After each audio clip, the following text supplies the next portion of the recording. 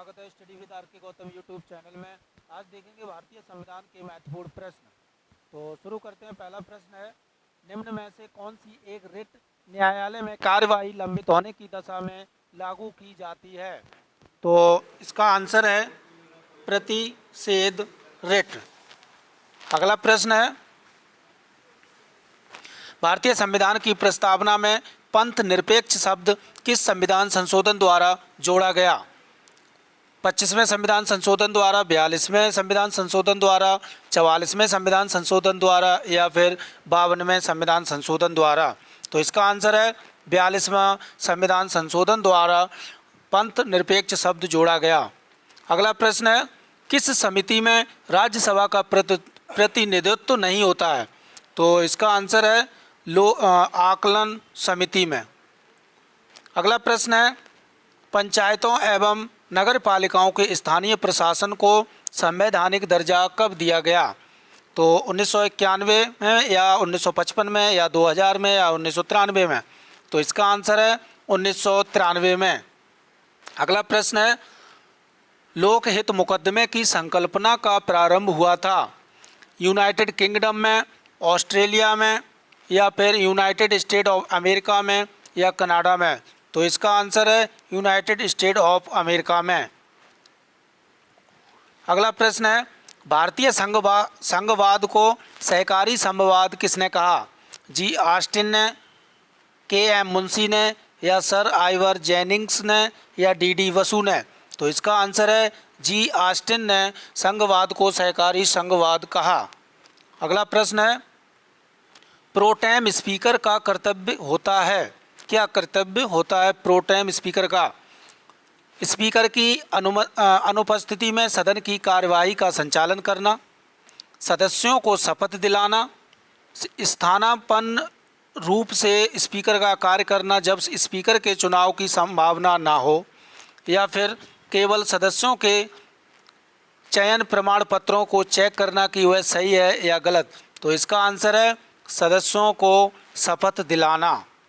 अगला प्रश्न है, मंत्रिमंडल में कुल मंत्रियों की संख्या प्रधानमंत्री को सम्मिलित करते हुए लोकसभा के सदस्यों की कुल संख्या के 15% से अधिक नहीं होगी। यह संविधान संशोधन कौन सा है? 90वां या फिर 93वां या फिर 92वां या फिर 91? तो इसका आंसर है 91वां संविधान संशोधन में कहा गया ये। अगला प्रश्न है, सरकारिया आयोग गठित हुआ था जो निम्न समीक्षा करने के लिए? तो सरकारिया आयोग आयोग का गठन हुआ था कि राष्ट्रपति और प्रधानमंत्री के मध्य संबंधों को लेकर, या विधायिका और कार्यपालिका के मध्य संबंधों को, या कार्यपालिका और न्यायपालिका के मध्य संबंधों को, या फिर संघ और राज्यों के मध्य संबंधों को लेकर? तो इसका आंसर है संघ और राज्यों के मध्य संबंधों के लिए ये सरकारी आयोग का गठन हुआ था। अगला प्रश्न है, भारतीय संविधान का कौन सा भाग संविधान की आत्मा कहलाता है? मूल अधिकार, राज्य की नीति निर्देशक तत्व या उद्देशिका या संवैधानिक उपचारों का अधिकार? तो इसका आंसर है उद्देशिका। उद्देशिका को भारतीय आत्मा कहा जाता है। अगला प्रश्न है, हम न्यायिक पुनरावलोकन की व्यवस्था रखते हैं केवल भारत में, केवल यूके में, केवल भारत और यूएस दोनों में, या केवल यूएस में? तो इसका आंसर है भारत और यूएसए में, दोनों में रखते हैं। अगला प्रश्न है, भारत का सर्वोच्च न्यायालय एक अभिलेख न्यायालय है, इसका आशय क्या है? तो इसका आंसर है, इसे अपनी अवमानना करने वालों को दंडित करने की शक्ति दी हुई है।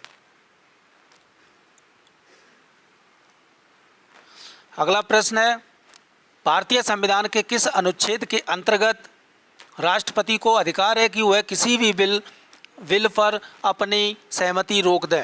अनुच्छेद 111, अनुच्छेद 109, अनुच्छेद 108, अनुच्छेद 63? तो इसका आंसर है अनुच्छेद 111।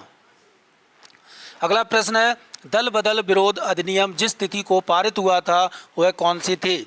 17 जनवरी 1985, 21 अप्रैल 1985 या 15 फरवरी 1985 या 30 अप्रैल 1985। तो इसका आंसर है 15 फरवरी 1985 को दल बदल निरोधक अधिनियम लागू हुआ था। अगला प्रश्न है, संविधान के प्रथम अनुच्छेद के अनुसार भारत क्या है? तो भारत ये है राज्यों का यूनियन या राज्यों का संघ। अगला प्रश्न है, ये थे आज के 15 महत्वपूर्ण प्रश्न। वीडियो अच्छा लगा हो तो लाइक और सब्सक्राइब शेयर ज़रूर करें। Thank you.